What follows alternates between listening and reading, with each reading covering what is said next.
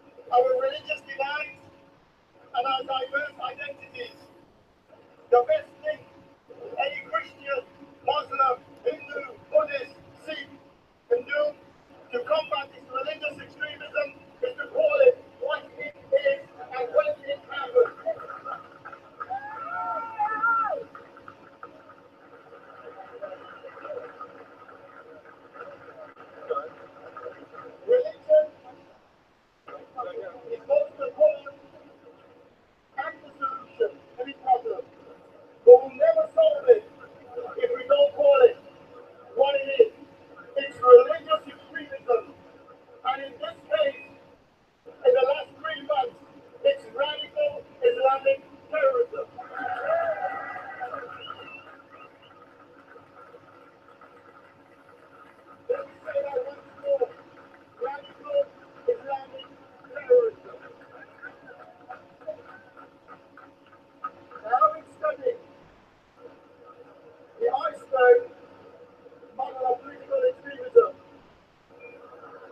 Murderers and violent attacks extremists carry out is a visible tip of the iceberg. So whatever we've seen in the last 3 months, it's only the tip of the iceberg. The rest of this iceberg is underwater and out of sight. And that's where we've got to go down, these people out.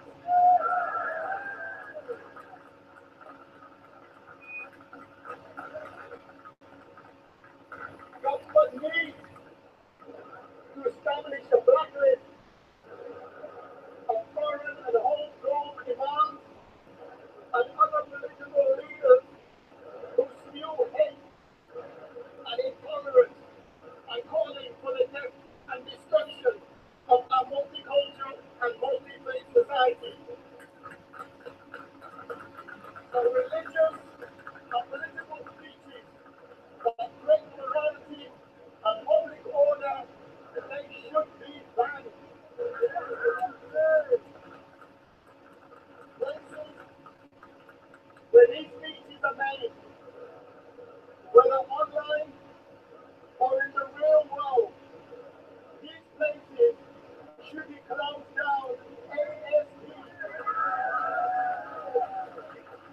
And that is what we should be demanding of our political elite. On Monday, we should be knocking on our politicians' doors and asking for that. Government talks about radicalization and the doctrine of hate and hate preaching, but they've done nothing to stop it. You see the hate preachers walk the streets in every city spewing hate, and nobody stops them. Enough is enough.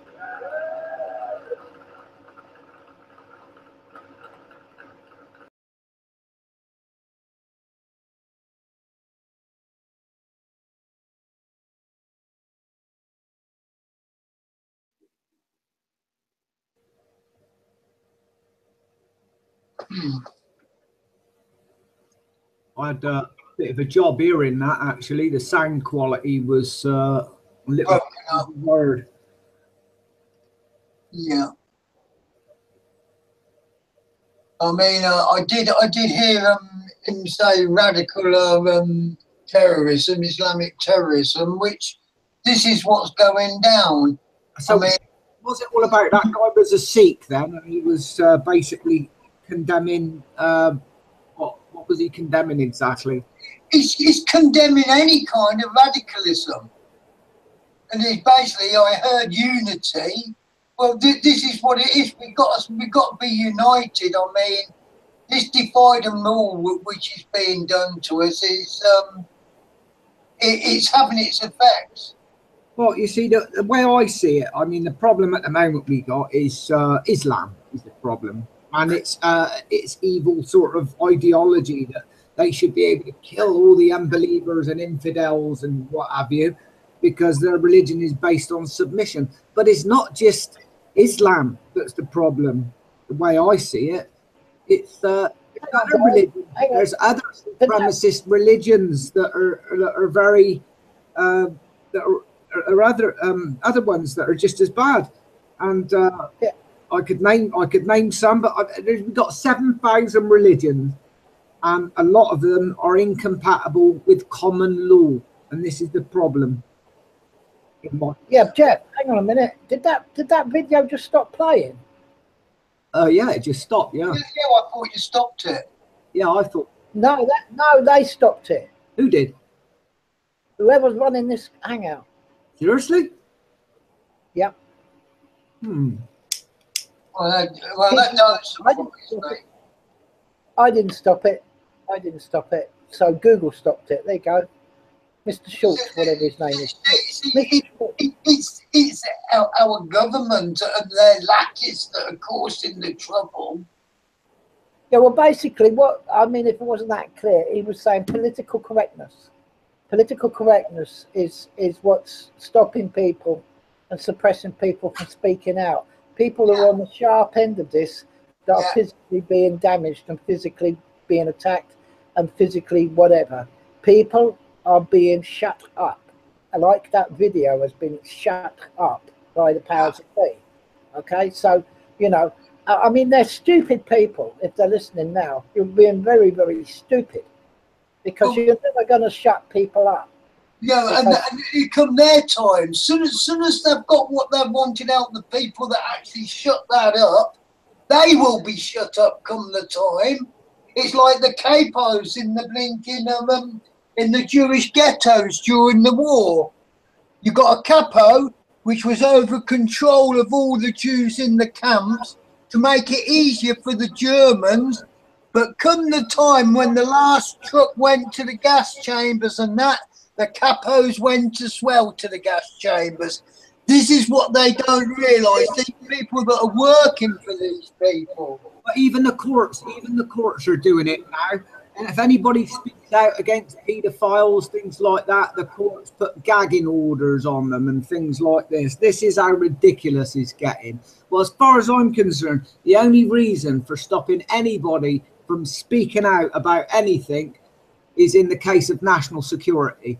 If it's national security and we need to defend our borders, then then that might be a reason for a gagging order. But for any other reason, no, there's no excuse for it. The reason is that they don't want their lies exposed.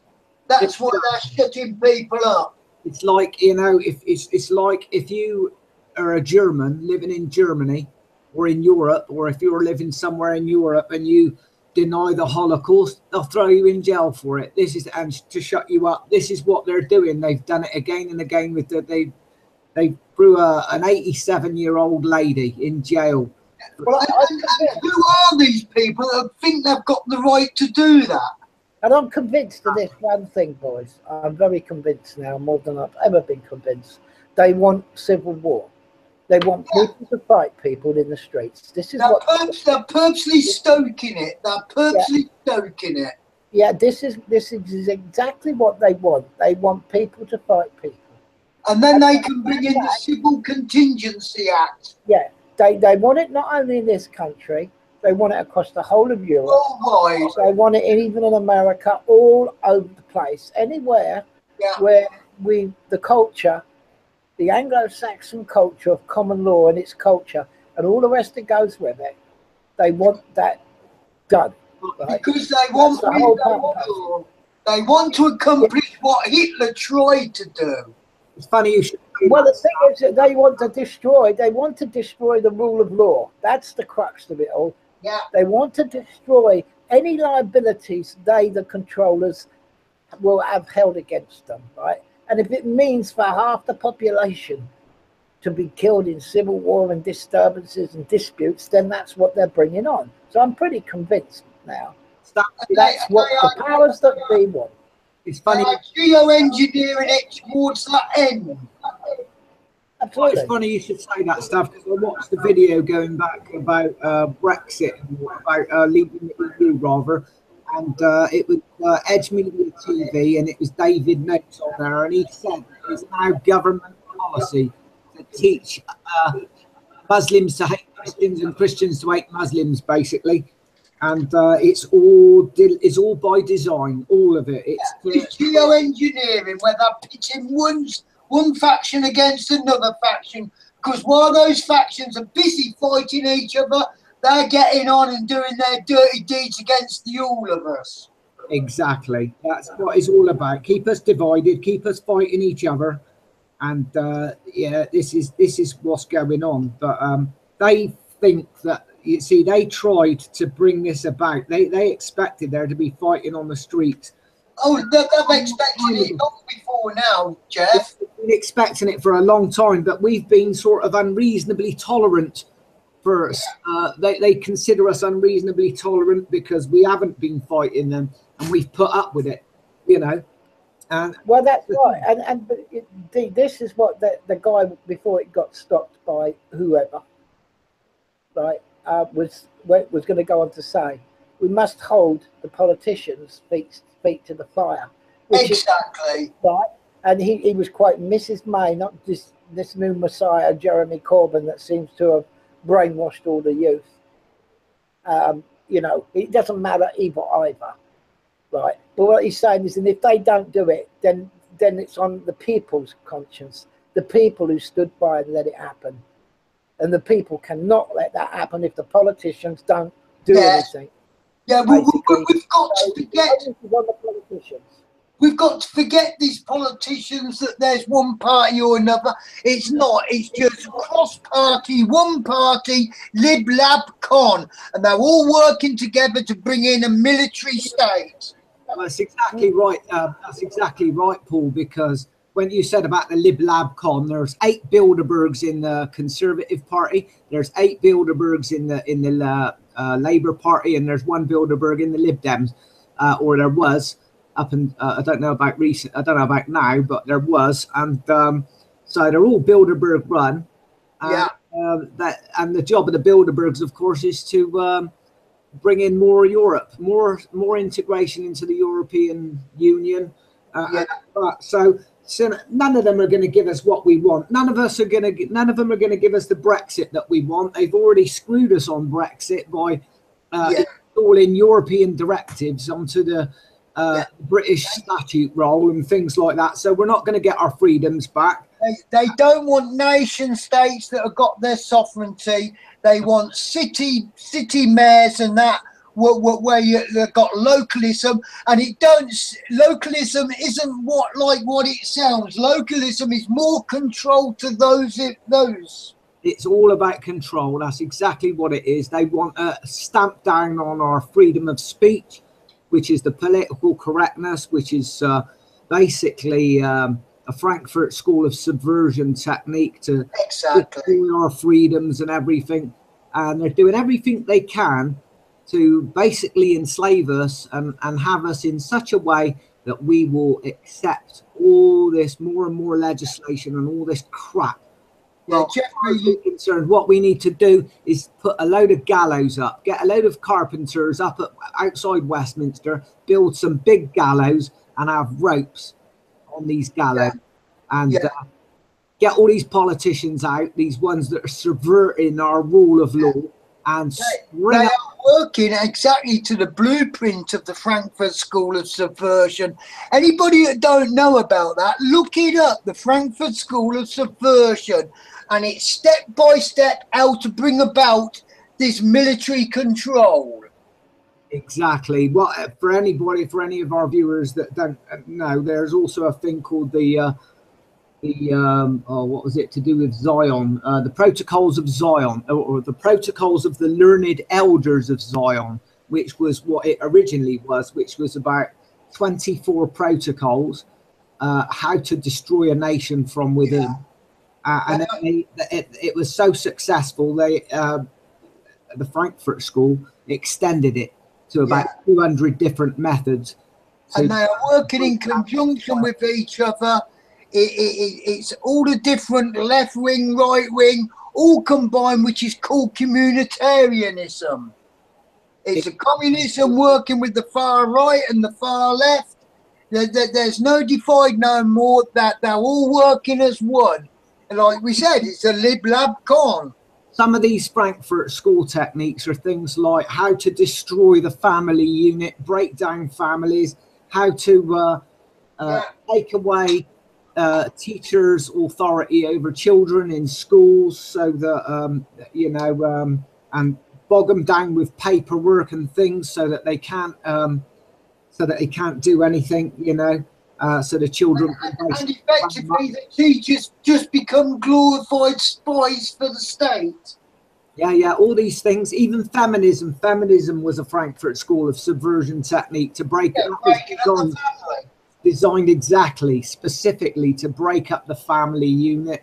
The closing down of the churches, 24-hour drinking, all this sort of stuff. All this stuff is to...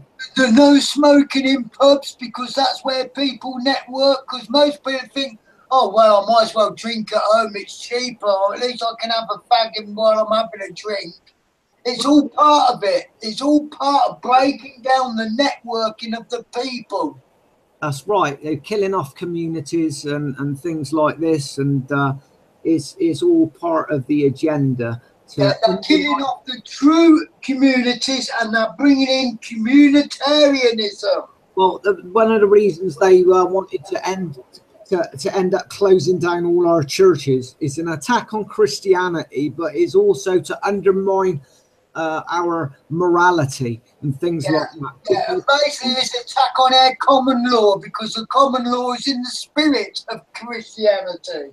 Exactly. And what they've been doing is encouraging things like Satanism and saying it's okay to be a Satanist, yeah, but it's not okay to be a Christian and all this sort of stuff. You know, if you're Christian and white now, you're a target, basically, for these...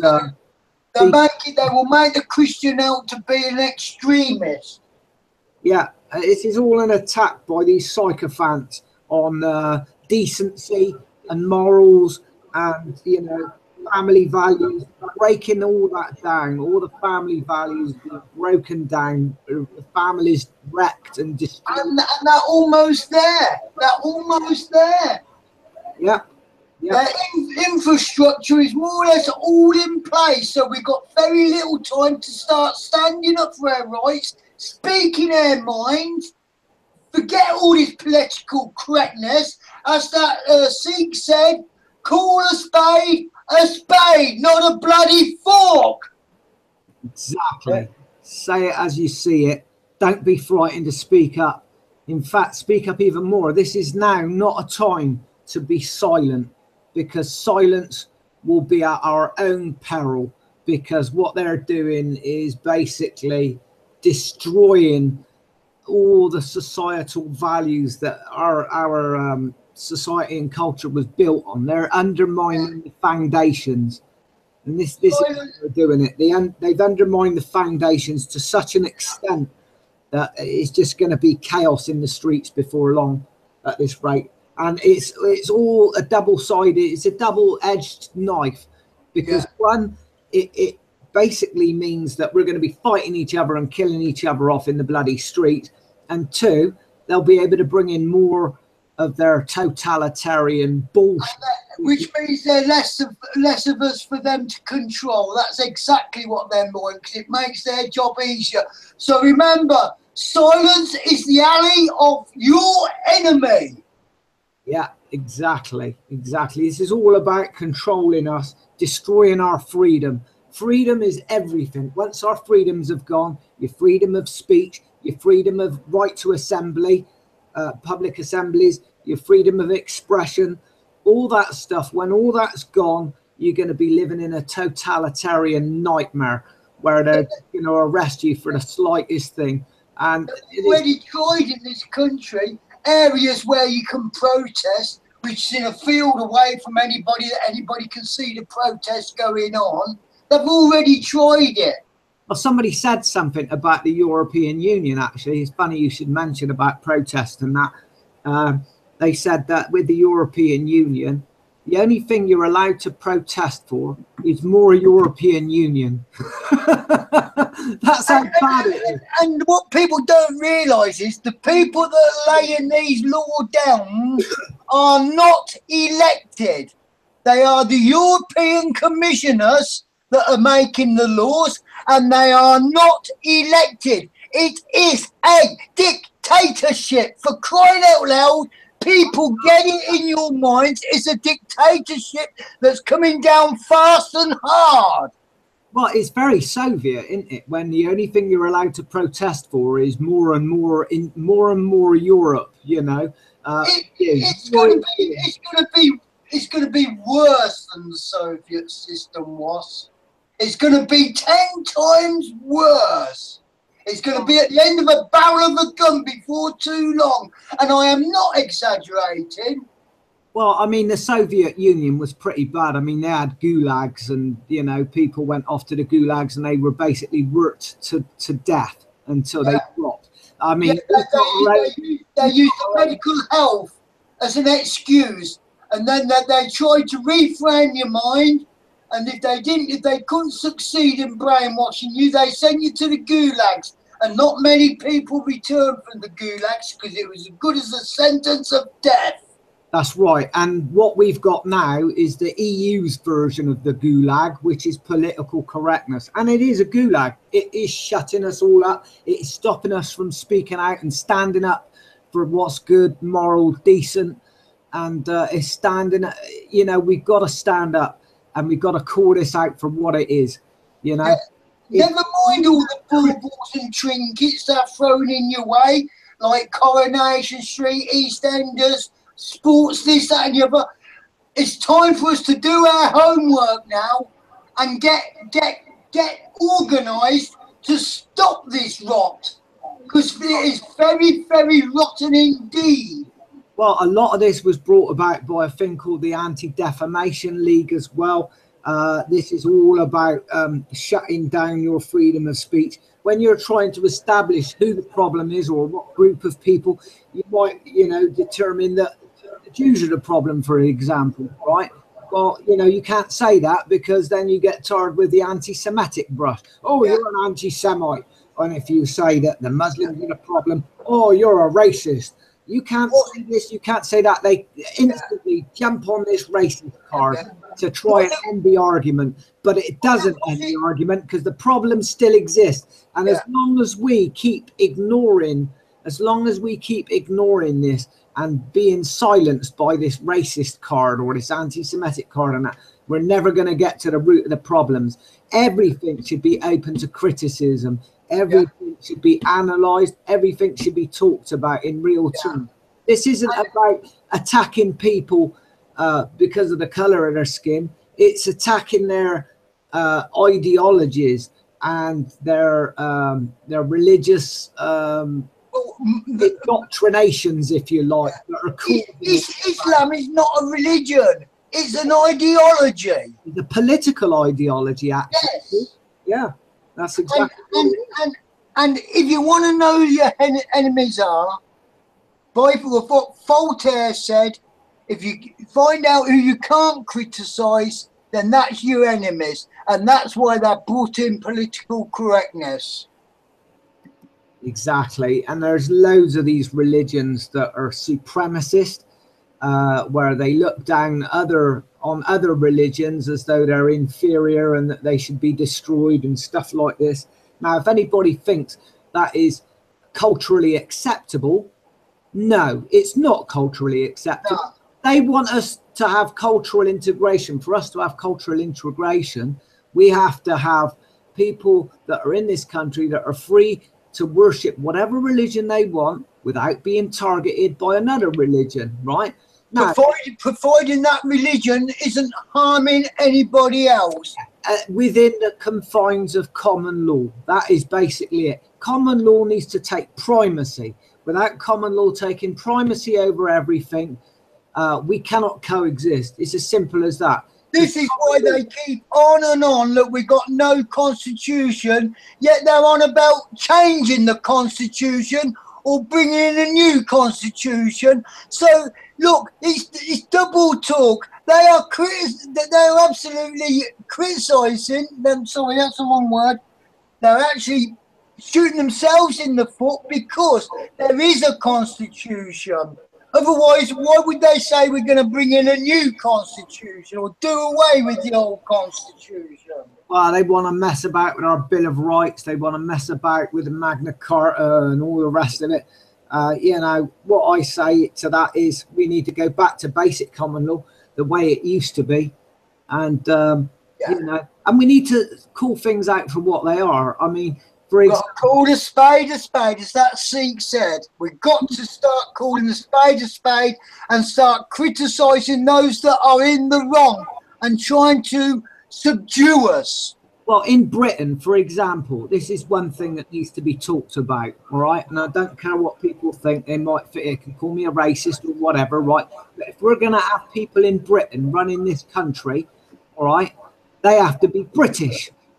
Now, I don't care what anybody says. At the end of the day, if you live in a British society with British people and British values, you need British leadership, all right? Which means not having just any old foreigner or whatever, or, you know, We want people that have been living here for generations. That's not racism. That's not racism. That is pure common sense. Exactly, Paul. That's the way I see it. Because who's going to love your British people more than your own, you know, homegrown Brit? Nobody's going to love the people more, you know, British nation, the British people, more than a homegrown patriotic Brit. There's nothing wrong with that. That's exactly what we want, and we need to get back to them. Stop. They are trying to divide and rule, which is pitting each other against each other.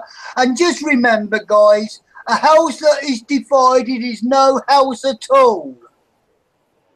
Exactly, Paul. What do you think about it all, Stav? Well, very much like you guys are saying. I think, you know, it's pretty obvious to see what's going on in the country. If it's not deliberately done by the powers that be, and allegedly the people in Westminster run this country, so I guess you've got to hang the blame on them if they're going to put themselves as the people that run the country. Then it's all being deliberately done. If not, they're complete. You know, they're incompetent and totally useless at what they propose they're supposed to do.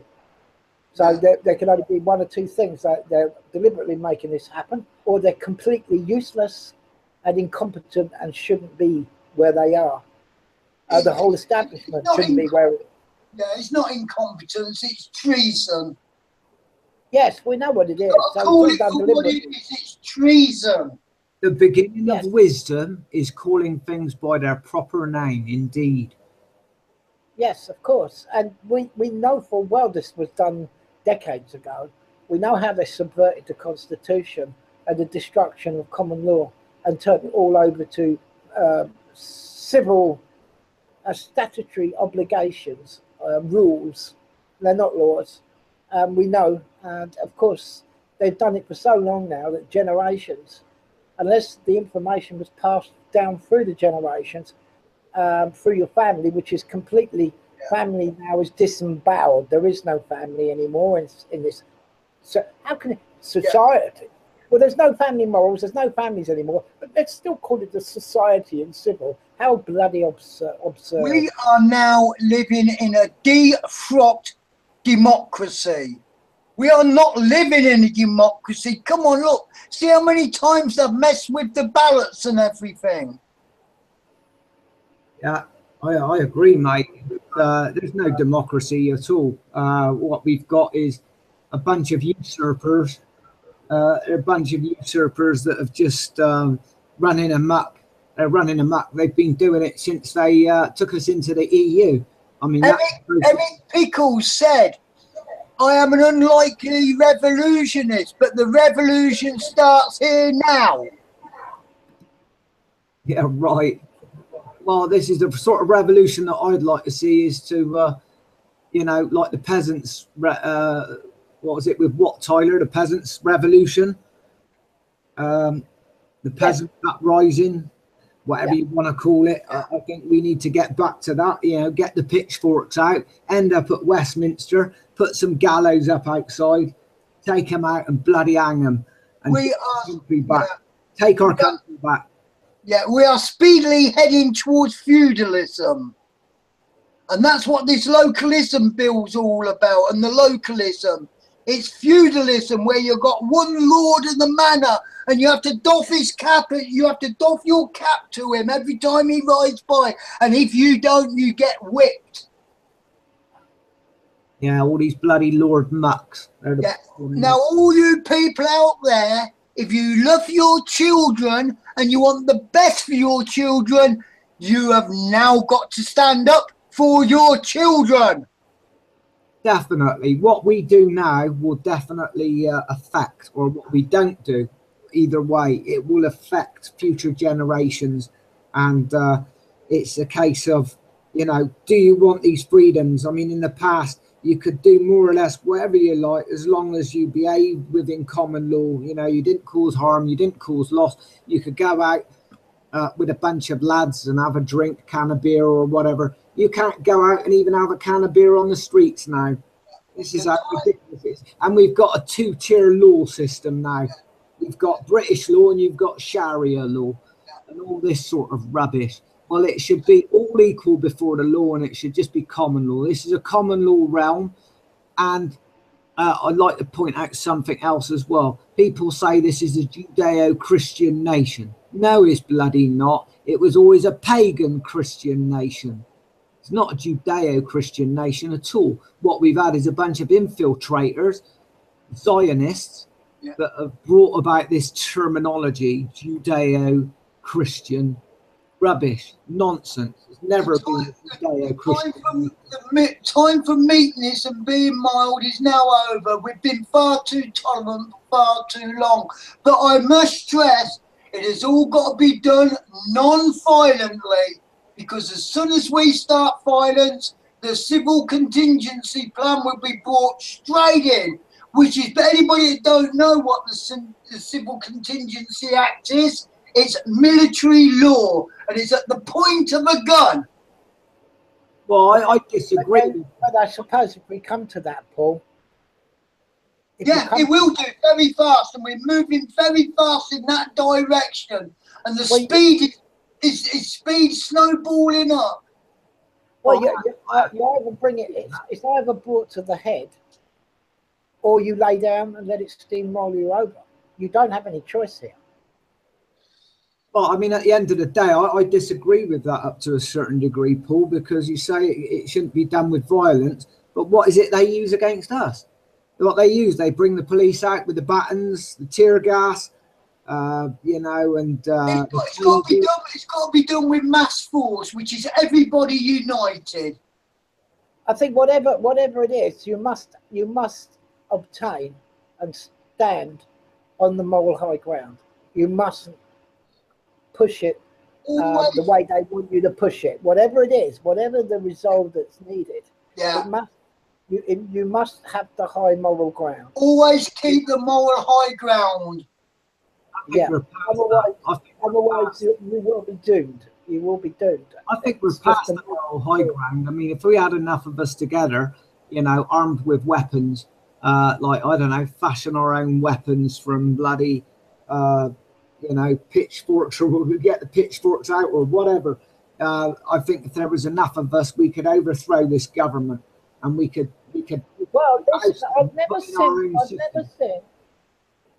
I've yet to see in the past 10, 15 years a proper protest. And what I mean by protest, we shall not be moved by the people, where they all join arms. Everybody joins arms. I don't. And they face the man with the gun, and they keep walking, and they don't stop walking, and they keep walking, and they don't break their chain of arms. I've not seen that done for a very, very long time. So that makes me think that all of these protests, supposedly alleged protests from student unions and all the rest of these people, are not protests at all. They are just mere demonstrations organized by the people who know full well that if you was to protest properly, you would might just possibly achieve something, but it's all deliberately not done that way. So the controllers are absolutely laughing at us. They're laughing because they know full well at the end of the day, after everybody's walked down the streets, rattled the drums and shook the banners, this, that and the other, they're going to go home. And they are laughing at us. Yeah.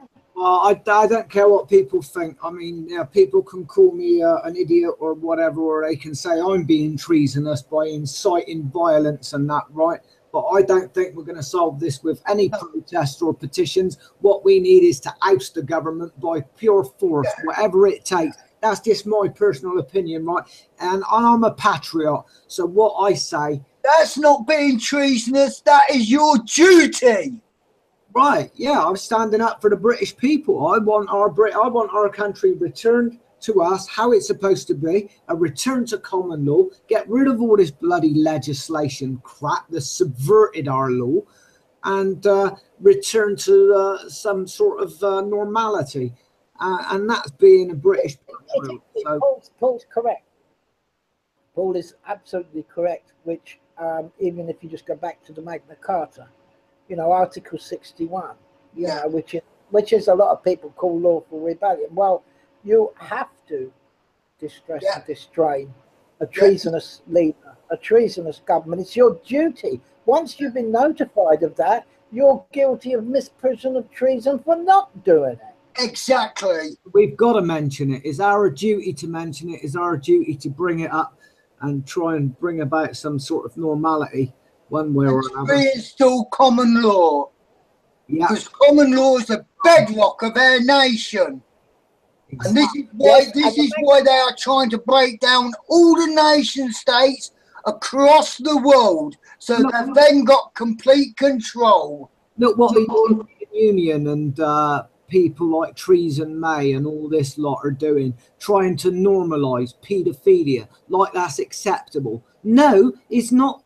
It's not acceptable, not by any chalk. Exactly, because when you cause, you know, paedophilia to a bloody child or whatever, you're causing harm. That's in contravention to common law. Common law is basically do no harm, do no loss. If they can't abide by that and they think it's acceptable to harm children by messing about with children or trying to see where you're coming from, Jeff. If they think that's acceptable, all the rest is acceptable to them, which it is not. Exactly, Paul. This is the thing. They're trying to normalise all this shit, trying to bring the age of consent down from 16 to whatever, like 5 or something, which falls in line with the Islamic thing of being able to marry. They've been trying to reframe the public's mind for the past 10 years or so. We don't do shit. That is why they've got the behavioural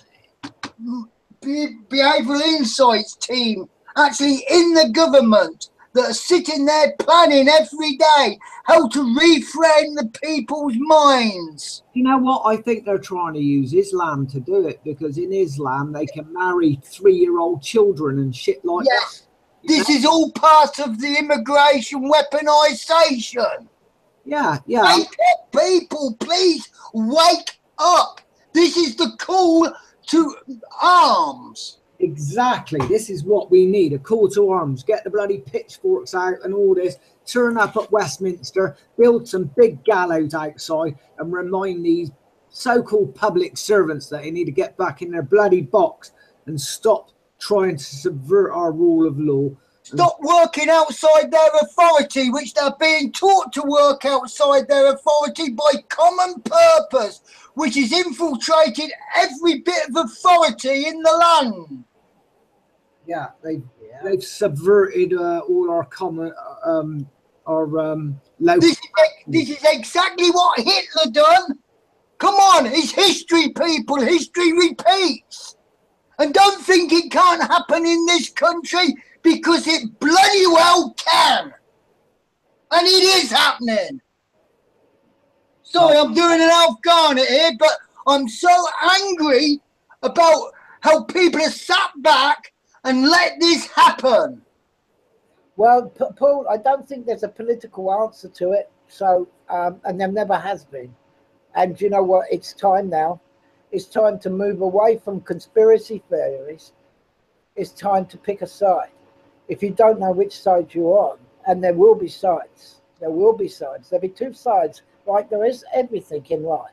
And you have to find what ground you want to stand on, because we've been through now the past 15, 20 years, 10 years, depends on when you first started to look into the 9/11 inside job from where we are now, if that's where most people woke up. And it's the type of conspiracies are over, and the time for a political answer could be over. And as you say, there is 2 sides. There is the just and right side, which if you do the just and right thing, you can secure your children's future. And then there's the other side. If you take that other side, you will be for the gas chamber, just like the rest. And really, you know, if whatever side you stand on, and whatever way you plan to do something about the whole thing is an individual decision. Whether you go about it in a peaceful, non-violent way, that's fine. If you want to go whichever way you want to do, that's also fine. But the time is now at the position, we're at the time where there can be no more talk about this politician's going to be the new Messiah, that politician's going to be the new Messiah. We've just got it a bit wrong with policy and the banks and all the rest of it. Oh dear. There are things on the internet. They can only stop it by closing the internet down completely. Oh yeah, they can stop videos on YouTube. They can demonetize people's sponsor money on YouTube. And with the banking crash, it's all been orchestrated like in 1929. Yeah. Just the same business. They pull the levers, they shut off the spigots, so there's no money flowing. Yeah. And austerity is the biggest load of bull crap you can ever hear of, because austerity has not worked in the history of economics. Yeah, that's right. So, I mean, people just, you know, if you think there's a political answer, I feel sorry for you. I really do. I really do. I'm a political atheist, and I don't mind admitting that, because I've seen so many elections, so many governments in my lifetime, and I've seen straight through them in the end, and seen their two-party system where none of them do anything nowhere near they propose they do, time and time and time again. Yeah. Now, people you have know, got to understand, haven't they? People have got to understand left wing and right wing are the wings of the same bird. Absolutely. Absolutely. And, you know, it's time, you know, if nothing's done now, then it's over. It's over for humanity. Because I don't think, you know, being some type of bot in a virtual reality world is any sort of life. Perhaps young people think that's what life is about, being a piece of software, a bot on the internet where you live inside the internet like a bloody game, you know? This is how people are now, and it's incredible. You walk around the streets, nobody talks to anybody no more. They've all got nighttime, all you see is this glowing face coming to you. You don't see people, you see this glow from a hand unit, and they walk straight into you. They're like, you know, they're just like these inhumane things. It's like if the phone is in complete control of them, they're pushing transhumanism, and transhumanism is not human. Yeah, forcing RFID chips. They're going to be forcing RFID chips onto everybody before long, and all your bank details and your bank account stuff will all be on that. We'll have a cashless society, and if you misbehave or if you speak up against the system, they'll switch you off. And then once they switch you off, you won't be able to buy any food or live within the system or anything like that, because you'll have no currency. This is basically you will be outlawed, and you will starve because you can't buy anything, get any kind of subsistence. What people, that's right, Paul. What people have to wake up to is that these people, our so-called leaders, or the usurpers as I call them, these people want a thing called full spectrum dominance. That's right, and they want to dominate every single little aspect of your lives, down to the finest little detail, and monitor you. They'll use all sorts of technology to monitor, send information about whatever you're doing, whether you're watching telly, when your television's watching you, I should say, like with these smart televisions, and everything else. And they care not a jot if you are suffering. All your electric usage, in case you're, you know, growing a bit of weed at home or whatever, they'll make a note of all your electric usage, and they'll send all that information back via the smart meters back to the establishment. They will even know And it's that they're using the technology already. They will even know when you're switching your iron on to iron your shirt, or whether you're watching TV, or whether you're putting the fan on, or whether you're putting your air conditioning on. They will know by the usage of the electricity. This is already in, is already running, and it's what is called technocracy.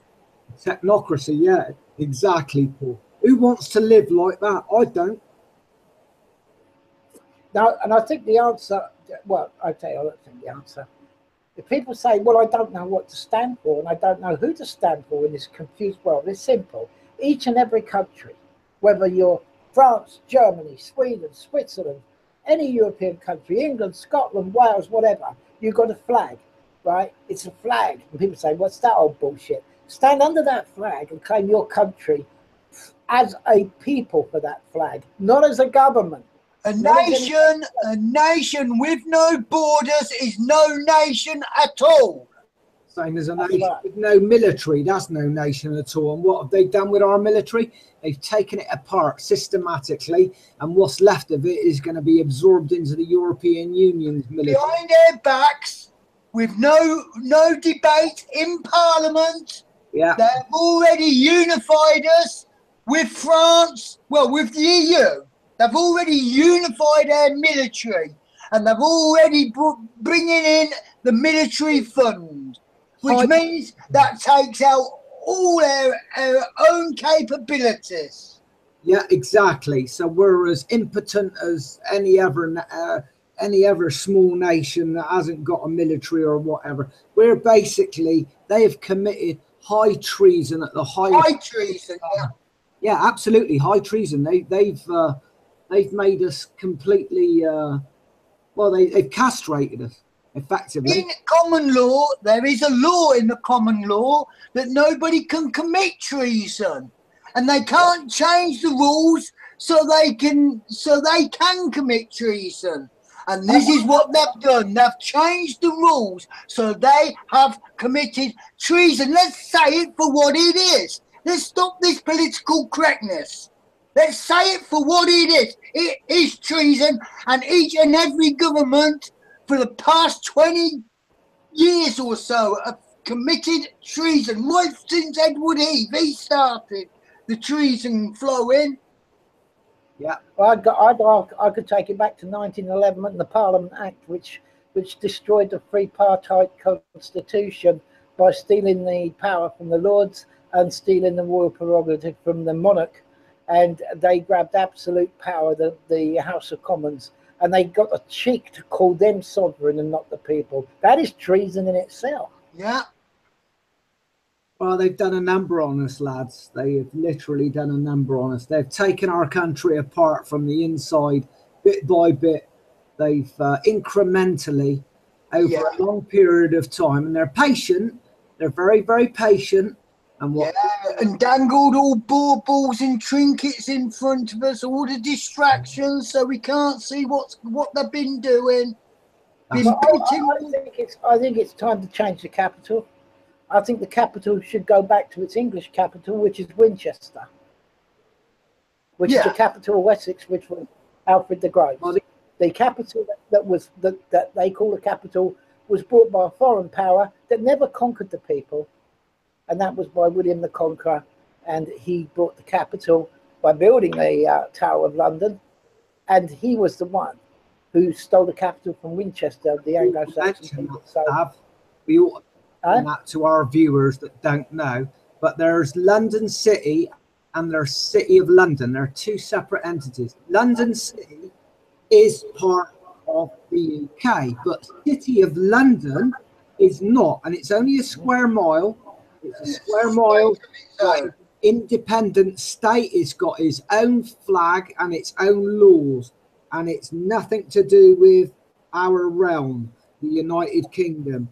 So so what is the foreign power in our lands? Exactly. So we got, even if we got out of the EU, genuinely, we'd still be controlled by a the City of London can never be, because it's not democratically voted in.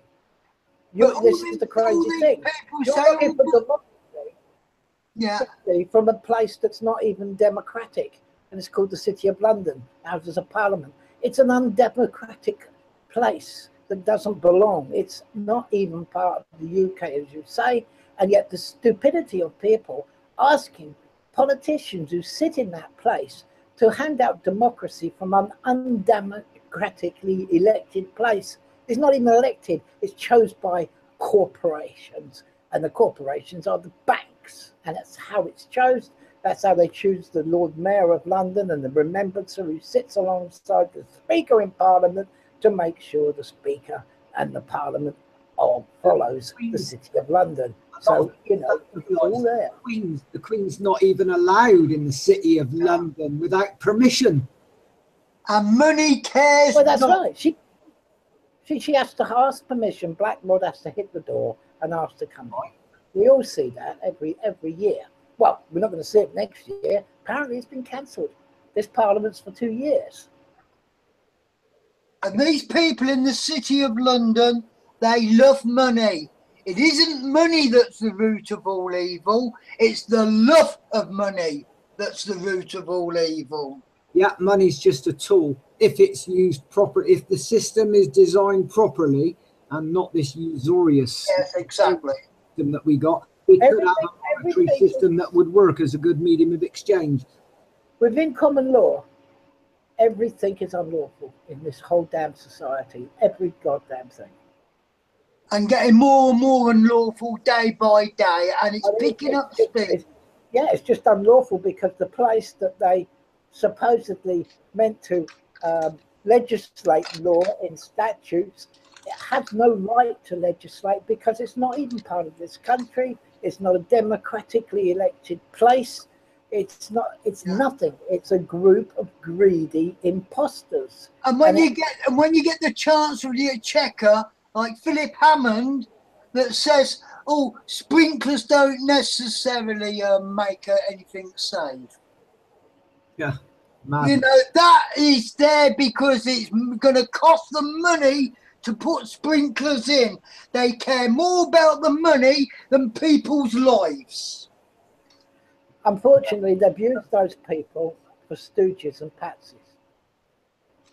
I'll be back in a sec, guys. You two carry on. I'll be back in about. They use everybody as stooges and patches and patsies, Paul. Everybody in society they use for their. And they treat us as such. In fact, they treat us as stock, as animal stock. Yeah, that's right. And you know, nobody. You know, all that people have got to do is to take their head out of their computers, go and look around their cities, look around their towns, look around their villages, even their rural areas, and just go and open your eyes. Don't take your mobile phone, crush it underneath a car wheel if you can, but you know, don't take it anyway, and go and observe the real world. I know myself and you, Steph, we're old codgers, and Jeff, I mean, we're all in our 60s. We have seen things degrade. We have seen our country degrade bit by bit. And this is why I am so angry, because there is no need for this to be this way. No need whatsoever.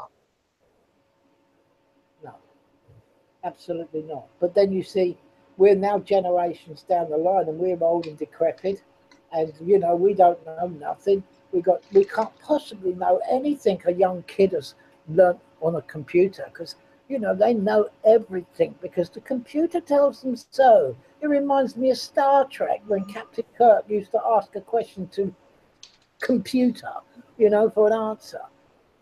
It's been coming a long time, and the indoctrination of this internet world, it is a virtual reality that people live in most days now. Because if you haven't got a mobile phone, you can't have a bank account, you can't have a job, you can't have this, you can't do that, you can't unless you've got a phone contract. It's called social engineering, and we are predictive people. They have programmed us. Yeah, absolutely. we've seen this because we're part of the older generation. Governments come and go, come and go, come and go. Red, blue, blue, red, red, blue, blue, red.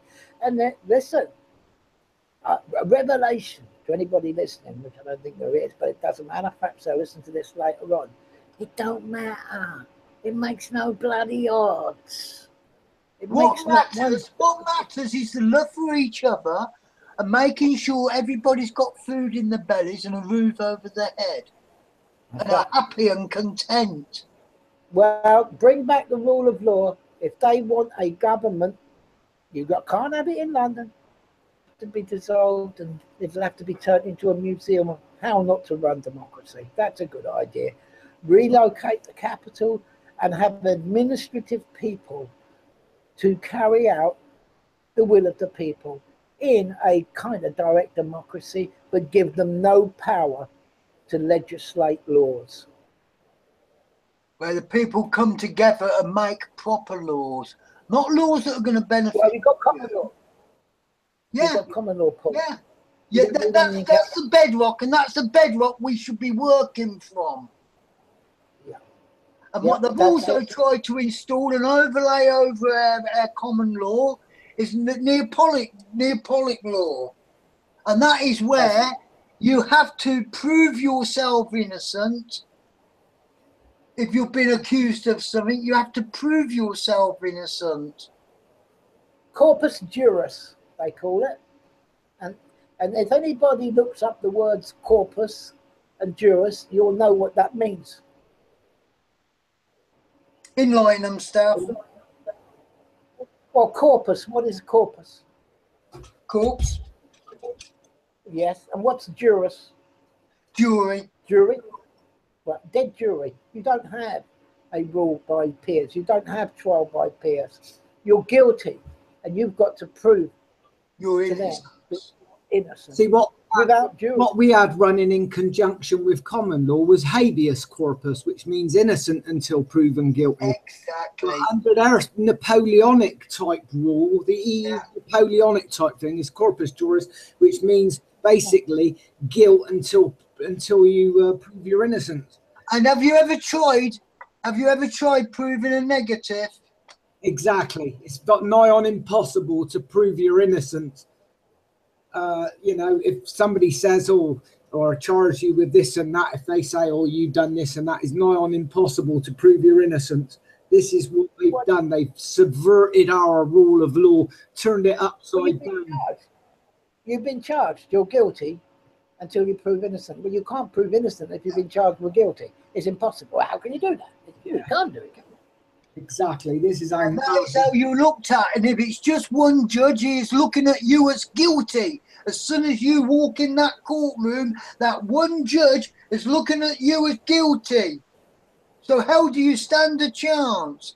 So if you've got a jury of 12 of your peers that understand living and everything else, then you stand a bit of a chance. Dead jury, dead body, dead jury, corpus jury. How can you have a jury if it's dead? You haven't got it, it doesn't exist. So you can't have a fair trial. You are guilty as charged. What we've got now in this wretched country is kangaroo courts issuing summary judgment. In other words, there is presumed that you're guilty before you even enter the court. And that's what it's all about. Is no determining the truth or the evidence or anything like that. And our government boasts, oh, what good laws we got here and everything. No, we are in a banana republic. Tyranny, total tyranny. And if you speak up against the system, they'll stick a gagging order on you and shut you up. Well, I've got one thing to say to political correctness. This is judge thee by thine actions and not by thy words. There we are. Yeah. Ye shall be known by the fruits of your... yeah. So know them by their fruits. Yeah. Right. They will be found out for what they are by the fruits of their actions. Yeah, and look at the chaotic chaos we've had. Just the past 10 years, the chaotic chaos in all our services. And it's all been done on purpose. Yeah. In fact, there was an MP Bowles that spoke out and said we're going to commit chaos, this, that, and the other. There was Danny Kruger, which was David Cameron's advisor. He also come out. He was in the Guardian. If you like, I can give you the links for it. Well, a lot of this has been done by Common Purpose. Common Purpose have infiltrated our local government, our schools, our NHS, all this designed Reframed in the civil service, reframed all their minds, their ways of thinking. That's why they're acting peculiar. Yeah, all apart from the inside. Yeah, absolutely. And you know what? That's what you're facing if people don't stand up. Otherwise, if that's what people want, hey, look, I'll be gone. It doesn't matter. And by the time it all unravels, hey, I'll be out of here. So it won't bother me personally. Sounds a bit selfish of me, doesn't it? But it won't. That's the facts. Mate, if the proverbial shit hits the fan in this country, we might as well bugger off and go and live in Poland. At least they stand up for their own people there in Poland and places like that. And the simple thing is this: whether you agree with it or not, look, if people want to live in a foreign dictatorship run by foreign people, where everybody is the same color, creed, culture, religion, whatever, then go and find it. Go and find that country. There's a channel over there. All you got to do is get on a boat, go across there to the EU and say, I'm all yours. This is go to the utopia. If that's what people want, and that's utopia, being all the same boring ass people that have no individuality, go across that channel and go and sign up to the EU. I better tell you what, something. Go to any little village in France and you talk to those people there like that. They'll soon tell you where to get off because their voices are being stopped from being heard. I know a lot of French people that are absolutely raving, loony, mad about this whole EU. A lot of them don't want it. Well, they're still under military law in France, aren't they? Yes, they've just got a gun against their head. But I tell you what, there's a lot of them that have had enough now. They've had enough from... They killed a lorry driver the other day. By sticking stuff in front of the lorry, and they killed the lorry driver. These are these peaceful people from another continent that seek refuge. They're being persecuted. They killed a lorry driver. Religion of peace, my ass. Yeah. I don't know religions that are peaceful, to be honest. There's about 7,000 religions. This is the daft thing about religion to me, Stav. You've got 7,000 odd religions, right, in the world, throughout the world, all different religions. They all contradict each other, and they all believe theirs is the right religion. And this is stuff that they're usually born into and passed down from parents. Go back to your country. From parents, back to your culture, baptized into their religion, and they're baptized into religion, and carries on. Whatever. I mean, they got no right to come and invade and conquer another country with their religion. Go back to your own country. Go and take up arms and throw out the imposters. Throw them out. Don't come running like babies to another country. Exactly. And saying, you're the reason why we've come here. You bombed my place. Well, I tell you what, why don't you go back and get rid of us? Go back to your country and get rid of the ones that are bombing you. You know, take up arms and fight the imposters. Instead of running away, what are you running away from? You're running to the country that's bombing you. That doesn't make any sense. Well, I mean, I would consider emigrating just out of the principle that this whole country's gone to the dogs now, and there's not much left, to be honest. I mean, because of all this bloody immigration and that. I mean, this is what people are doing in Britain now. It's called white flight. All the Christians and white people are, well, not all of them, but a lot of them are just, you know, they've had enough of it. And they've said, well, let's get out. Maybe they should stand and fight. Maybe you're right, Stav. Maybe that's what we need to do, stand and fight. We're teetering on the edge of the abyss. We really are teetering on the edge of the abyss. Yeah, well, look, my parents did, right? Regardless of who Adolf Hitler was, who we would put in there, what the conspiracy with the Zionists and the Bolsheviks and all the rest of it. At least he looked At the end of the day, my dad and my mum had to stand for something, and as far as they knew, whether our government wanted to commit treason and invite in a foreign army and poke a foreign army so that the foreign army had no choice but to protect their country by invading you, my dad had one option. And why did they stand for it? They stood for their future generations. Yeah. So I knew people. I'm old enough to have had friends that fought in that war, and parents and family that fought in that war. Right? Okay, it was the last World War, and there's been many wars since then with conspiracies, economic hitmen, and banana republics, and persecution of the indigenous people. But you know, at the end of the day, if someone's going to come and rob you and beat you up, and you don't put the welcome mat out and then go and put yourself in prison because you've been robbed, killed, stealed, or whatever. You don't just hand it over to them. I don't know what's wrong with people today. I really don't, I think mention them quotes, which one? We needed was more teeth in our constitution. We need a proper constitution in one document, not in 4 or 5 different documents, but in one document, have our complete constitution like they've got in America, but give it more teeth so that if anybody tries to subvert it, it would be the death penalty. Anybody well, my dad and mother, their generation during the war had one word for those people. What's that? Quislings. Quislings? Yeah, quislings, yeah. Yes, quislings. Like little you know what I'm talking about, Paul, don't you? Well, they're like little baby cuckoos. They're not really human. Yeah, well, anybody who's inviting out like a 5th column or whatever within your own country, saying, come in here, I'll help you conquer our country, because, Lord Orho is a great example.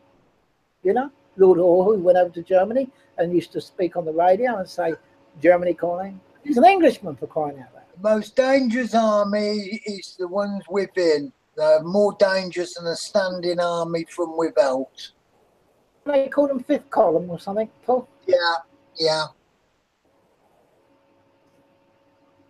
So there we go. And all those that are sitting on their butts, they are supporting the 5th column. Whether they know it or not, they are supporting the subversives.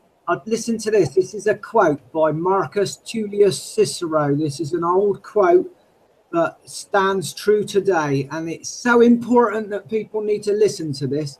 Listen to what this guy is saying. A nation can survive its fools and even the ambitious, but it cannot survive treason from within. An enemy at the gates is less formidable, for he is known and carries his banner openly. But the traitor moves amongst those within the gate freely, in sly whispers rustling through all the alleys, heard in the very halls of government itself. For the traitor appears not a traitor. He speaks in accents familiar to his victims, and he wears their face in their arguments. He appeals to the baseness that lies deep in the hearts of all men. He rots the soul of a nation. He works secretly and unknown in the night to undermine the pillars of the city. He infects the body politic so that it can no longer resist. A murderer is less to fear. That is the most serious crime. Treason is by far the most serious crime anybody can commit in this country or any other country.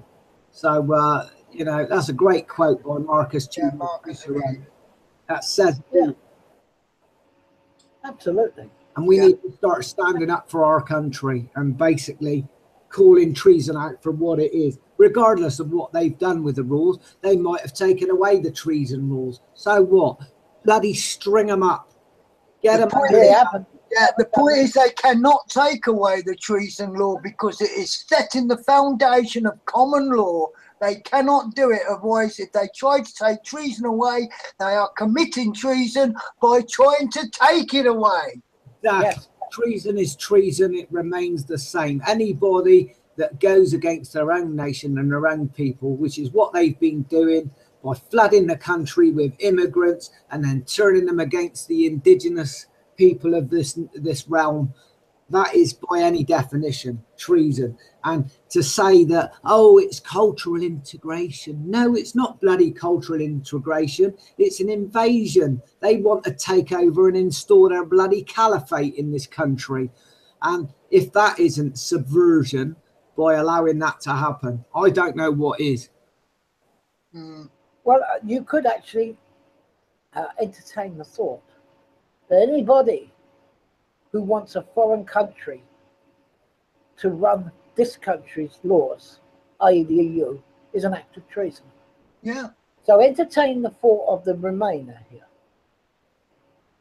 Yeah, exactly. I've always said that, actually. People that want to remain in the EU are technically committing misprision of treason, at least.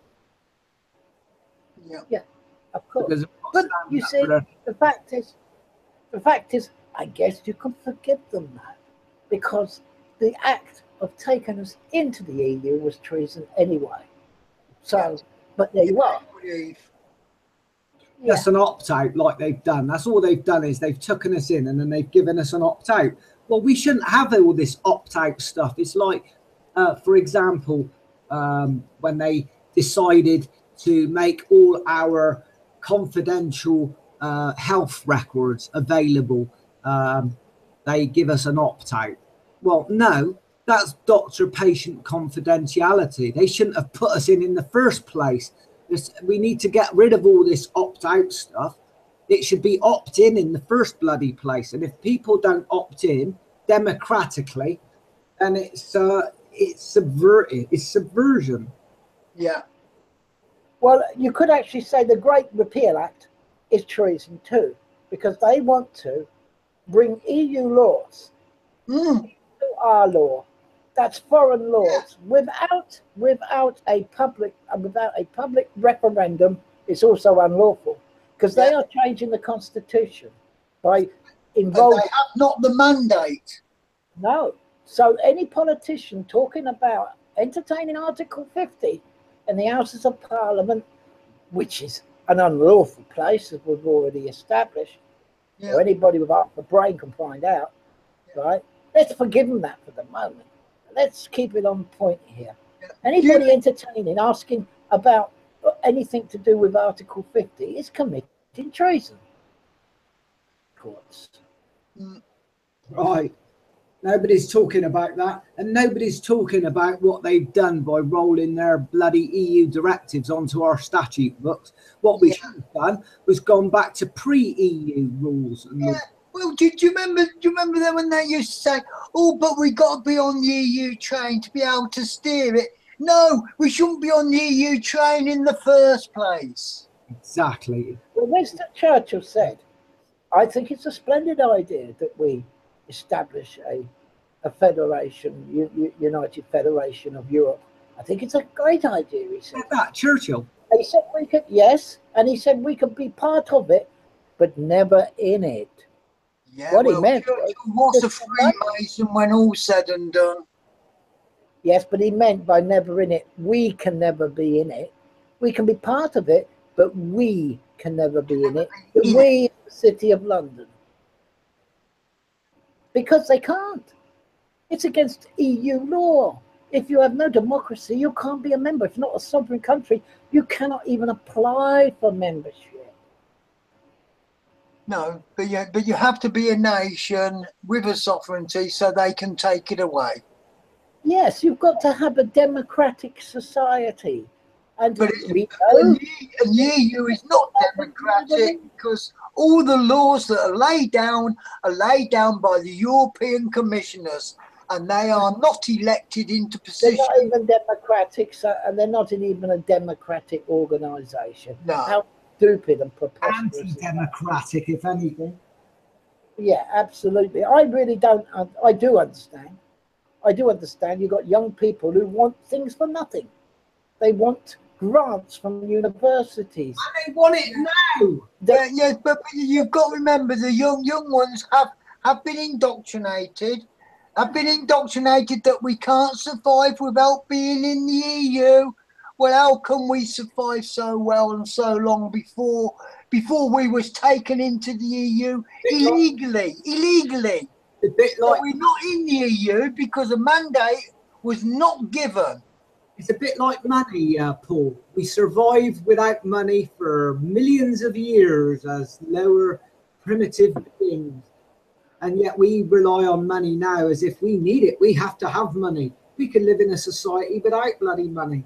Just live on resources. It's just a means of exchange. It doesn't have to be a note. It doesn't have to be a coin.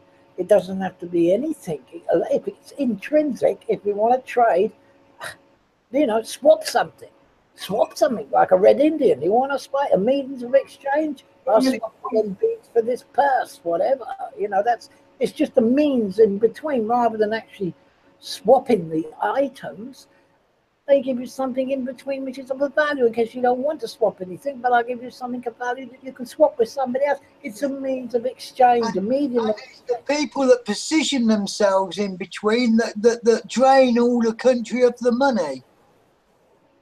Yeah, it's control, Paul. It's nothing else but control. It's nothing to do with wealth or anything like that. Nobody has any wealth in this place called society today because it's all debt. Apart from the criminals that ripped off all the common folk. Apart from the unlawful place in the middle of London, a mile and a half by a mile, or whatever it is, that, you know, they got all the wealth. Where is all this money? Where is all this debt? Where is it all gone? Where's it gone? The millionaires have become multi-billionaires since this austerity. Become multi-billionaires. Oh, it's absurd, isn't it, Paul? Absolutely absurd. Of course, you see, us critical thinkers of the old generation, right, we're getting less and less now because we're getting older and passing on. But once the older generation is gone and you're left with these younger generation who don't know nothing other than what they find on the internet, which can be all controlled and is being controlled now as we speak. Exactly. You know, what do they know? They know nothing. They just know what the internet screen or the noise of it tells them. They come and look up a blog somewhere. All blogs now are completely controlled, right? But there is one where it gets put on the internet and it cannot ever be removed. The original article can never ever be removed. I would ask the young people to go and check that out. Go and check that out before all of this knowledge of us elder people is lost forever. That be Steam it? It would be a blockchain, yes, but it'd be decentralized blockchain. Decentralized means it's got nothing to do with the central government. They can't control it. They can't buy it. They can't steal it. So how can they control it? They can't control it. The only way they can stop it is by switching the internet off. And to do that, it's no good just switching off. Yes, you can switch Google off now. People can still interact on the internet. You can switch off all of the web browsers, all of the Windows systems. People can still do it now. They're very clever. I'll give the younger generation that. They are very intelligent, but don't get confused with what the truth is, because truth can be controlled and manipulated. But they have the chance in this world today to make a difference. And it ain't going to come from some man in a suit who stands up in an unlawful place in the centre of London. Well, they got rid of it in Iceland, didn't they? They threw the buggers out. The bankers and the politicians threw them all in jail. Well, the man who invented the Pirate Party, I can't remember his name now. He was one of the very early involved with Bitcoin. So should we say any more? I've just got me pizza with extra cheese on. Don't take people's words just because they hold prominent positions. Always go back to source. If you want the truth, go back to source. Well, I think what I've noticed on that, Paul. I'm sorry, Jeff, I'll just interject here just while we're on that subject. there's something I've noticed on the blockchain decentralized media, social media. Nobody criticizes no one. You can put a post up there and nobody won't turn around and say, you're talking crap, you're a racist. There's none of that shit on there. You know why? Because the people that have started to go on there now are not falling for the bullshit like Facebook and all the rest of that controlling crap. They know what it is. They know how divisive it is. It's the most divisive piece of crap ever invented on the internet, and it's called Facebook. Right? Because you will get into confrontation with other people, and they'll wish your death on there. I've been wished that several times, you know. So this is what you're dealing with on this piece of shit called Facebook, and it is a piece of shit, right? But on the social media that's being put together on the blockchain, the decentralized blockchain, you don't get any of that. You won't get any of that. You might get the odd idiot, but I tell you what, it's soon sorted out for his own good, because at the end of the day, no one follows you. No, you'll get no response. You'll get no replies, and yes, should I say, you won't get no cryptocurrency either if you start putting derogatory stuff up. Listen, what it does do on there, it teaches you to agree to disagree, where Facebook doesn't, and that's very important. That's very important. And respect of opinions, whether you agree with it or not. Absolutely. And you know what? You can be a Muslim, a Christian, a Hindu, a Sikh, you can Buddhist, you can be an atheist, you can be any of those religions. You can also be a political man for a party. You can be a Tory, a Liberal, a Labour. You can be all that if you want to be, or you can be a damn right anarchist. It makes no difference. It makes not one jot of difference. Not one jot of difference, because everybody can put their voice out there. Now, if nobody don't want to read it, they don't read it, because it's a negative thing. You'll soon find out who and what is worth reading. It's quite easy. And you know what? That is the way forward. It takes away centralized control. Who are the centralized control? The governments. Who are centralized control? The bankers. Who are centralized control? I don't know, the grey bloody aliens from outer space. It takes it away from them. If you don't like it, scroll on by. You've got it. That's it. But you don't have to say anything. You don't have to defend it or anything, because nobody, right? Nobody is better than that. Nothing's better than self-criticism. When you think about it, who's the biggest critic? Yourself. Yeah. Yourself is the biggest critic. And you learn that that's something people have lost. That is something like freedom of speech, sticks and stones, all these little things we can cope with this nonsense that people feel like, oh my God, the world is ending. Oh, he said something against a religion. Oh my God, have him put in prison for the rest of his life. It gets rid of all of that shit. It's all a whole complete new way of thinking for the youth, but for us oldies, we know it all too well. We was brought up with sticks and stones may break your bones, but names will never hurt me. Yeah, yeah. And it's not bringing back anything. It's what's natural. You could actually, hey, if people want to get into quantum physics and they want to get into all that new stuff now, I know how the world works, I know how the universe works, I know how the galaxies work, and I know. You can actually look it up logically. The push forward and the push against. It's like anything. You can actually look into that. You know when things are right. No. When things are not right, it can physically upset you. It can not just mentally, but it actually has a physical effect on you. Like it makes your stomach turn. Yes, the gut feeling. Telling you something is not gelling. Yeah, a lot of people say I don't like that. I like the heart. The heart. Yeah, well, gut feeling, heart feeling, it's all the same to me. And people know. People say, well, how can you be like that? That's awful to say that. Well, but did I go and do it?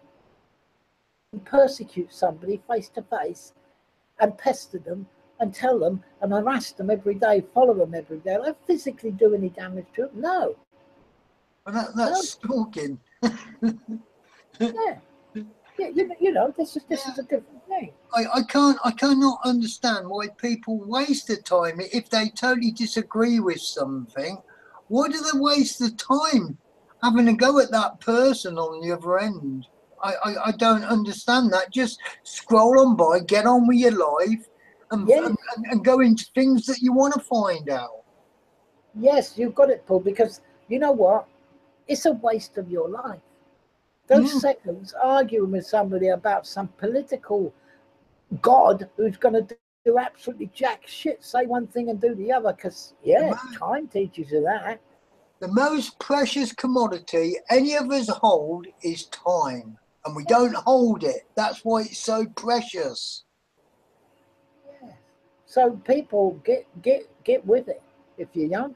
If I've said derogatory things tonight and made you feel like, I'm a stupid old git and I don't know what I'm talking about and you're offensive and you're this, that and the other, well, go and do what you need to do. Go and find out the truth and go to the place where you can put it somewhere where the government and the powers that be can't get hold of it, can't censor it, can't control it, can't buy it. Well, if you're a stupid old git, mate, I fall in the same mould. And I don't do that because I want to be nice and friendly. You know me full well. If I disagree with you, I will put over my point. But we don't argue about it. We just understand that we've both got a different point of opinion. Yes, but then there's also, there's no confusion between us, Paul, because I know that the way you look at things may be from a different angle than me, but they're what you believe, and I respect those. If ever we get to disagree, we agree to disagree. It's very important. It's being courteous, and it's being called getting on. Yeah. And we can move on. Nobody can agree with everything with being each other. cordial with each other and showing each other respect at the end of the day. Absolutely, absolutely. Then there'd be none of this nonsense that people spend their lives arguing over. At the end of the day, sense of humour. Get a sense of humour, people. What's happened to the sense of... There's no sense of humour anymore, Paul. Nobody laughs anymore. They've been drained of it, I'm afraid, with what they've been what's been put in their mind. They've been drained of it. It seems to me like they must have an attraction to this miserable, serious, deadpan. Everything's deadpan serious, and there's a problem with everything. It's almost like, what's the word for it? I did read somebody the other day, and I can't remember the word. Relativism, I think it's called. When you can argue the opposite, right? And you can say, well, what's it relative to? And it can be relative to anything you want it to be, right? And you can defend it as a point, as part of your ego, because they can say, well, what are you talking about? Where am I? What are you comparing it to? There is no God. There is no this. There is no that. There is no that. But then the complete opposite and the hypocrisy is that they say, well, you want to vote for that person because they're going to deliver what we all want. Well, you're just talking about relativism and saying that nothing is relative. So it's a crazy world that these people live in. I can't quite get it through my head, but you've got to have a base. And in that, you've got to stand for something. Mine's always been morals and decency. And I treat the countries the same. You've got to have a culture. If you don't have a base culture in whatever country or nation you're in, you cannot entertain any small amounts of multiculturalism. It cannot survive because one will beat up the other and become the dominant, and you'll end up with another culture that you don't want that runs it all that way. So create a you've got to have a base culture to entertain any ideas of having multicultures here and there. And it doesn't come by destroying a culture, the base culture, and taking it over. Because the one who's taking it over, which is one of the multicultures, I mean, wasn't satisfied by coming into a foreign country and being multicultural. They wanted to be the dominant culture, the one and only culture. It's nonsense, the whole goddamn thing. You see, you end up, it's a circular bloody argument. You end up round and round and That's round. enforcing what you believe in and your beliefs and everything onto others, and that should not be. No, I mean, lots of people like, you know, little parts of multicultures here and there. They want to go for a Chinese meal, they go to a Chinese restaurant. You want to go for an Indian meal, you go to an Indian restaurant. You want to go to an Italian restaurant, you go to Italian, little bits here and there. But if they're all Italian restaurants, how are you going to have a curry? How are you going to have a... this is nonsense, you know? This is the whole nonsense. It's like wherever you know, and they go... It's like wherever you go in the world nowadays, more or less everywhere you go, there's a McDonald's in the high street. Now that's a takeover. Now that shouldn't be done. That is the problem. You know, when you've got big corporates taking over all of the smaller corporates and engulfing them and devour them, so it's one big M wherever you go. It's boring. If anything else, it's damn boring. Totally damn boring. So you know. It's a crazy world that people are wishing for. It really is. But I don't actually think they know what they're wishing for. Yeah, I really don't. It's really nice if one day you can go and you can have a Cantonese, and then another day you can go and have an Indian, and then another day you can go and have a nice Swahili meal or what have you.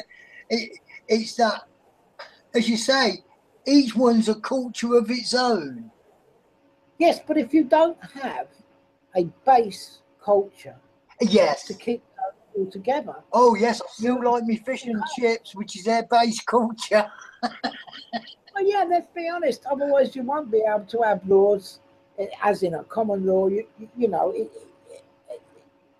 if it can be only one reason, right? It can be, there are, you know. If a culture if a person from another culture moves to another country where it despises that culture, it can have only one purpose, and that's to conquer that culture. Yeah. It can't be anything else. I don't see the point of that, going to another country which you despise, unless you're going there to conquer it. Exactly. That's what I'm saying. This is a nonsense. It's an absolute nonsense. And you can't have unrestricted you can't have unrestricted everything, because by having unrestricted everything, right, you will end up with nothing. Yeah. Because, you know, whatever it is that's unrestricted, in the case of immigration, people won't come here with there will be plenty of people that, this is the silly thing about it, there's a lot of people like from different ethnic minorities that refuse to be called Asians now because of what's going on. A lot of Sikhs hate it when they call a terrorist an Asian, because they're throwing a Sikh in there as well, and they're absolutely livid with this. They're absolutely, you know. Yeah, they're using a big brush to broad stroke everything, aren't they? I mean, yeah. So we, you know, I can't understand people's thinking. Look at this way. Asian includes Chinese, Japanese, Pakistan, India, Afghanistan, Taiwan, Malaysia. Are they all terrorists? I don't think so. Exactly. Isn't it a nonsense? Isn't it an absolute nonsense how the mainstream propaganda propagate all this shit, you know? Yeah. Absolute nonsense. Terrible. But like I say, I think you've either got incompetent people running the show, or they're completely mad. I think I'll go for the latter. So why on earth would anybody with a rational thinking mind go and vote on a paper slip for a mad or incompetent person? I mean, am I being irrational here? Am I being illogical I here? think, to be honest, the most powerful vote that you've got is with your wallet. I mean, you can determine a hell of a lot more by what you purchase and what you don't purchase in the shops, and affect the corporations, take away their lifeblood. If you don't like a company, or he's got a bad CEO, and you think, oh, I don't like that CEO. I thought under political correctness that a boycott was banned. No. Forget that. You've got the choice what you buy. Nobody can tell you what you can and cannot buy. That's the free market. The free market determines whether a company does good or whether a company does bad. But what we need, the power of the pocket wallet, isn't it? yeah, that's the biggest vote you've got, is against the Hey guys, I've got a corporations like Monsanto and things like that. Sorry, Stav, carry on, mate. Yeah, and there is a free market out there. There is a real free market for people. Okay, I may have this wrong, but hey, I don't see anything else out there. I It's see got a nothing. free market, but the one that we've got, unfortunately, is infested with crony capitalism. Like, for example, when the banks gamble with their investors' money and lose it all, we end up bloody propping them up and bailing out the banks. Well, we should never have done that. We should have let them hit the deck and just... Well, that would have been true capitalism had we let them gone to the wall. Yeah, that's what we should have done. We should have just let them go to the wall, get liquidated like any other business if they poorly. You know. I don't think you can. I think the free market has gone in the fiat world. That's gone. In the international markets of today, that's dead. Dead and buried. I think what we've got is too much lobbying. We've got too much price fixing by various groups of companies that come together and set Monopolies. Too much monopoly. Too much monopolies. Yeah, so another thing I was going to say, what we ought to do is outlaw mergers to stop them crushing the competition. What you need I don't think is you can beautiful. fix You the know? system. Hey, what's that stuff? I don't think you can fix a dying system. It's dying. It's dead. It was killed. It was killed. It hasn't just died on its own naturally, organically. It's been killed. Yeah. That's right. I think it's for the young people today. The young people that are very clever, very intellectual, but they're being held. They can be too clever for their own good. There are things in this world where you've got to switch off from. If they're coming from somebody who gets political gain, financial gain out of it, right, in the present system, you've got to switch off from it. You've got to you've got to go offshore. That sounds bad, doesn't it? I mean, decentralize yourself. You've got to decentralize yourself from the system and make your own free market where you are your bank, you are what you want, do what you want. That's decentralized. You have nobody to hold it over because, you know, but you must remember the universal law, if you like, of do no harm, which is common law. That's all people call it, because that's all it is. Yeah. That's all it is at the end of the day. Alfred the Great and these people that I've gone on, they just reaffirmed the natural law. They were just reaffirming it. They didn't think it up. It may have come into their mind at the time, and they wrote it down in a book and put it into a country's law called the English law or whatever. But all they were doing was reaffirming common sense. Yeah, that's it. It's not just good and wholesome. It's just downright common sense. Yes, absolutely. Yeah, common law's reflected in natural law, isn't it? It's mirrored. Well, it is natural law. And you know what? It's as old as human beings. It's as old as this place. Everybody knows what that is. Do no harm, injury or loss.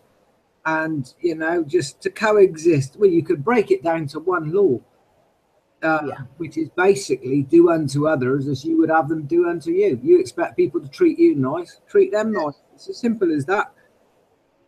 Absolutely. That's all. That's all. And you know, that's all you need. That's all people need. But they need to empower themselves, and they have to empower themselves, not give it to somebody else to empower them for them, because you'll never get it. You'll never, ever get it, right? Unless you hold those people to full account. If you've got no rule of law to hold them to full account, you won't get a drippings off them chin. Yeah. You won't get nothing. Claim your own power. If you don't claim your own power, others will claim it for you. And that's not claim it for you, but claim it for them. See, there's exceptions to rules, though. I mean, even common law, for example, do no harm, do no loss. But when it comes to do no harm, there's the exception to the rule that obviously if it's in self-defense, if you're protecting yourself or your loved ones from being attacked by others, then you've got the right to defend yourself. It's just common sense stuff. Well, actually, I'd like to expand on that. That's where Alfred the Great did change it, not change it, a proviso in it, where he didn't believe child turning the other cheek. There you are. Well, that makes sense. Yeah, absolutely. Turning the other cheek don't do anything at all. Don't achieve anything. No, well, especially if you're innocent. Well, yeah, if you've been attacked by somebody and you just turn the other cheek, they're going to attack you again, and they're going to keep attacking you and dominate. That's right. That's where self-defense comes in. That, you know, if you're going when it comes to physical harm, you don't turn the other cheek. That's it.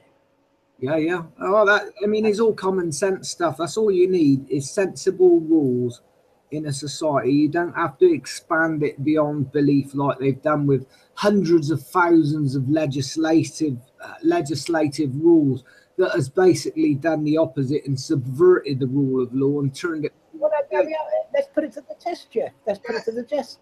Let's put it to the test, shall we? Right, inside, when you know something's not wrong, you'll get a tumbling tummy, upset tummy, whatever. That gut feeling, right? But if I said to you, the right to self-defense, does that upset your tummy? No, because you are defending yourself or your loved ones from harm. Yeah. So we know it's right. We know it's right deep down, right? But if I said to you, Jeff, if I make up some fictitious money that you owe me, I haven't got a contract, I'm coming over there to beat you black and blue unless you give me the money, coercion, whatever you want to call it. Not coercion, can't think of the word, but it doesn't matter. But anyway, Paul will go, you can't do that, Stab, and that'll upset him inside. I know that, saying that. It's in dishonour, isn't it? Because there's no contract that's been agreed prior to that, that perceived contract or whatever. It's got to be a contract. If you agree something with somebody or make a promise to somebody, they make a promise to you, you put it all in a contract. Absolutely. The people who suppress that feeling, that we're talking about are called sycophants. Right. Well, if you look at the social contract and how that works, Stab, I mean, there's no contract at all. There's no contract. Nobody's ever signed a contract agreeing to all this bullshit. Because, like, all this acts of parliament and stuff like that is like, well, the definition of a statute is a legislative rule of society given the force of law by the consent of the governed. So if we don't consent to it, then typically it doesn't apply. Exactly. That's why you have enforcement and police force, because it's an imperialistic, if you like Roman statutory law, where they have to conquer you and put you under their powers and keep you under their powers and use their powers forcibly to keep you like that. That's civilized law. What they call civilized is actually tyranny to us. Yeah. Exactly. Yeah, so people say, well, you've got to have a civil society. No, that's wrong, actually. When you think about it, it's civil society is enforced at the point of a gun. Mm-hmm. Is it not? So when people say, whatever, whichever, but I'd be first in the queue that, if I was in the jury and a man murders somebody else and the evidence is like compounding, then that you've got to face if you do somebody else some harm, physical harm, or go against a contract. That's the only civil law. When they say civil, when they say civil, is that short for civilian or civilized? Civilized. No, I don't think their bloody civil society is very civilized, to be honest. Well, society. What is the society? Society. I heard one definition of the word society, and it was something like the dominant members of a community. So we're not part of society. We're not in that elite club. It's the elitists that are members of the society. We're not, because they're the dominant members of the community, aren't they? So-called controllers. Yeah, well, they carpet civil society out as, you know, if you haven't got civil society, you've got anarchy. Well, people know what anarchy really means now. And it certainly doesn't mean a bunch of gangsters going around beating people up and, you know, protection. It's become over the years synonymous with chaos, but chaos is not the true meaning of anarchy. Anarchy, you've got an and archy, two separate. You've got a prefix and a suffix. An means without, and archy means rule. So it means without rule. That's all it means. It doesn't mean chaos. It can lead to chaos, but not necessarily. But it doesn't mean the word chaos, which is, you know, a lot of people perceive it to mean that. Well, I've come to start thinking that society means that the controllers get whatever they want. Well, if any, statism, and the state of statism is more chaotic than bloody anything. That's the crazy thing. They're supposed to keep they're supposed to create order out of chaos, and what they've done is completely the opposite. They've made chaos out of order. So they're the bloody the chaotic ones. Absolutely. But again, everything in life you have the right to consent to or not consent to. If you want something and you know that something is good and it's fully disclosed that it's good and you know it's good, then you do a trade with that person, right? But there are, you know, if they sell you a bad thing, then bad's got to go back to them. You know, if you do a bad thing, then if you push against something, it's going to push back. So if you're going to be bad, it's going to push back at you. That's the universal law, isn't it? Isn't it? Yeah, in natural law. Just common sense, isn't it? If you go out and buy something and it's not fit for purpose, for example, then really you've bought a pup, haven't you? So you're going to take it back and demand your money back. It's just common sense, isn't it? But if you're sapping a system, where if you do that and you're being dishonest and you're deliberately ripping somebody off, that system should automatically and naturally, right, do something wrong to you, so that you can't do any more trading or you can't do anything else because you've done a bad thing. You can't do that, otherwise you won't get any more trades. So basically you're working against yourself. Yeah, any good trader would make sure it's a decent and proper trade and a good for both side trade. Yeah, that's right. But you can only get that. You can't get that from an intermediate person. You can't get it from a middleman, because a middleman will be a crook on both sides. He'll always win, the middleman. So why do people need middlemen? Why don't they become responsible for themselves and empower them? And out of the equation completely. Yeah. It's a simple thing. It's a simple. The answer is very, very simple. Logically I can think of a, you know. Yeah. It's a very we're simple. on the 2 hour mark, guys. I think we've yes. had a good discussion. Shall we call it the end of the political correctness and be politically correct and call it the end? Well, I say no to political correct. No, to politically correct. Just none of it. Be responsible and grow up, people, and stop, you know, being silly about things and use some common sense, for crying out loud. Yeah. Or we just somebody else to put something on somebody else. To keep talking. guys, this is the most important thing that we got to do, is to keep talking, and we shouldn't let anything silence us at all, because if anybody imposes their will on you to be silent against your will, that is an infringement of your natural right, and it's damaging, extremely damaging in a society of people being able to question things, to find out where we're going wrong, how we can improve and put things right. We can't do it if we can't talk. So we've got to be able to keep talking regardless of what these bloody controllers are telling us. You know, they're telling us to shut up. They're telling us that we can't say this and we can't say that. Well, yes, we can say this and we can say that. We have got to now to do. Yeah, we've got to now show responsibility for our children and our future children's futures. Exactly, Paul. That's right. It's the future generation that counts. You know, if they haven't got a future. Absolutely. Oh, okay. Well, that was. I think I'm all talked out. I think we're all talked out as usual, which is good. All one can say is cheers, Paul. Thanks for coming on as usual. And you, Thanks Jeff. for having us. You're welcome. It's always good to talk, like Jeff was saying. And thanks, Jeff, for coming on. Yeah. Cheers, Stav. Cheers, Paul. Take care, guys, and appreciate the chance to come on here and air our views and opinions, as always. No worries. All right, guys, I'm going to switch this off now. Laters. Okay. Laters, guys.